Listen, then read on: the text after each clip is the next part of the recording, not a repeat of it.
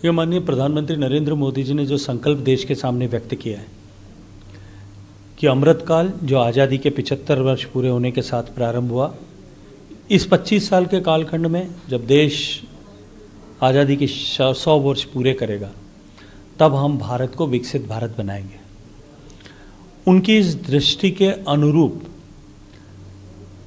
जिस तरह से विकास की आवश्यकता है, भजन लाल जी की सरकार ने, राजस्थान की भारतीय जनता पार्टी की सरकार ने, राजस्थान की उप मुख्यमंत्री आदरणीय दिया कुमारी जी ने उस भावना को साकार करने की दृष्टि को ध्यान में रखते हुए बजट प्रस्तुत किया है।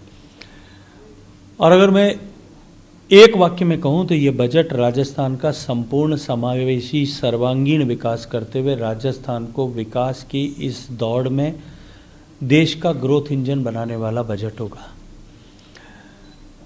इसमें प्रदेश के हर तबके के लोगों के जीवन में परिवर्तन लाने के लक्ष्य को लेकर के घोषणाएं की गई है, चर्चा की गई है।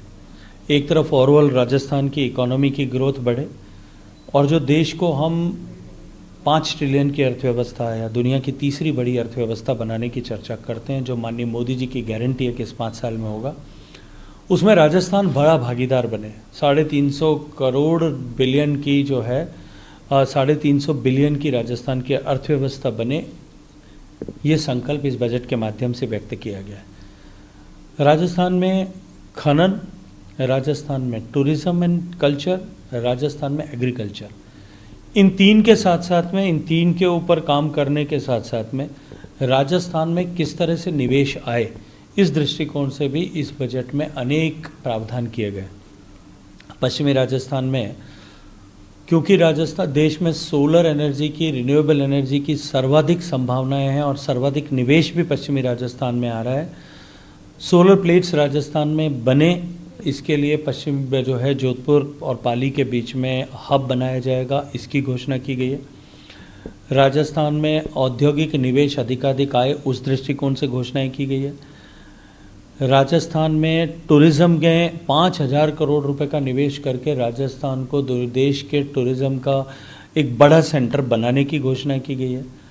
राजस्थान में सामान्य मानवीय के जीवन में परिवर्तन लाने को लक्ष्य को लेकर के माननीय प्रधानमंत्री जी ने जो यात्रा प्रारंभ की थी, जो काम प्रारंभ किए थे, उनकी कड़ी में जो जल जीवन मिशन, हर घर तक पानी पहुंचाने का काम, जो सबसे बड़ा चुनौती थी और पिछली सरकार की उदासीनता के चलते हुए, उनके सरकार के समय में हुए जल जीवन मिशन में भ्रष्टाचार के चलते हुए राजस्थान जो पिछड़ गया था, 20,000 करोड़ रुपए का निवेश करके 25 लाख घरों तक पीने का पानी पहुंचाने का संकल्प इस बजट के माध्यम से व्यक्त किया गया है। कृषि क्षेत्र के बजट में कृषि पे के बजट को दुगना करने की बात की गई है। पशुपालकों के लिए जो है सुविधाओं की रियायत की बात की गई है। ऊंट पालकों के लिए जो राजस्थान का एक गौरव है, प्रत्येक ऊंट पर पशु जो है, ऊंट पालने वाले को 20,000 रुपए का इंसेंटिव दिया जाएगा, इसके ऊपर चर्चा की गई है। 5,000 से ज़्यादा किसानों को माइक्रो इरिगेशन के साथ में जोड़ने के लिए डिग्गी बनाने का काम जो है ये राजस्थान कैनाल के सिंचित क्षेत्र में किया जाएगा, उसकी चर्चा की गई है। वाटर ग्रिड की चर्चा की गई है। तो निश्चित रूप से इन सभी क्षेत्रों में विकास को के दर को आगे बढ़ाते हुए सामान्य मानवीय के जीवन में क्वालिटेटिव इंप्रूवमेंट हो, राजस्थान आर्थिक दृष्टि से प्रगति करे, किसान की आमदनी बढ़े और राजस्थान में रोजगार के नए साधन संसाधन पैदा हो सकें, इन सब को लेकर के इस बजट में चर्चा और चिंता की गई है। आपने पहले जल जीवन मिशन में काम किया है, उस काम को, भ्रष्टाचार को भी आपने कहा कि पिछली सरकार ने जिस तरह से, अब ये सरकार आई है तो तेजी होगी उन सब कामों में? देखिए, निश्चित ही, क्योंकि माननीय मुख्यमंत्री जी ने इस बजट के माध्यम से घोषणा की है कि हम 25 लाख घरों तक पीने का पानी पहुंचाएंगे। राजस्थान में लगभग 1 करोड़ घर है और अभी भी राजस्थान, जैसा मैंने कहा कि पिछली सरकार के कुकृत्यों के चलते हुए देश में पिछड़ते आखिरी 3 नीचे प्रगति के दौर पर जो प्रगति की दौड़ में जो स्टेट थे, उनमें से एक था। लेकिन अब 25 लाख घरों तक जब हम पानी पहुंचा पाएंगे तो एक क्वांटम जंप आएगा और हम नेशनल एवरेज के लगभग बराबर इस साल में पहुंच पाएंगे। मैं राजस्थान के सम्मानीय मुख्यमंत्री जी को इसके लिए बहुत सारे धन्यवाद और बधाई देता हूँ।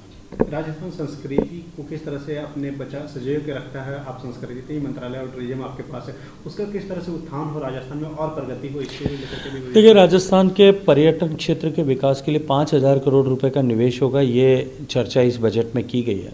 राजस्थान के टूरिस्ट डेस्टिनेशंस के इंफ्रास्ट्रक्चर को बढ़ाने के लिए चर्चा इस बजट में की गई है। एक्सपीरियंशियल टूरिज्म या टूरिस्ट के एक्सपीरियंस को अपलिफ्ट करने की दिशा में जो इंफ्रास्ट्रक्चर क्रिएट करने की बात है, उनकी चर्चा इस दिशा में की गई है।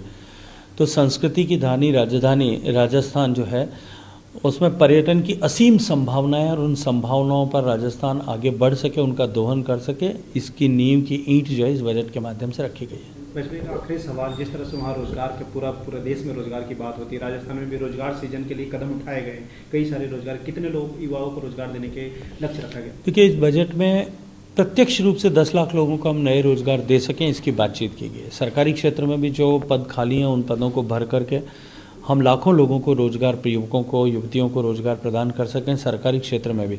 लेकिन अब समय आ गया है कि सरकारी नौकरियों से बाहर निकल करके हमारा युवक स्वरोजगारी बने। इस दिशा में माननीय मुख्यमंत्री जी ने प्रधानमंत्री जी की भावना के अनुरूप इस विषय को आगे बढ़ाने का काम किया है।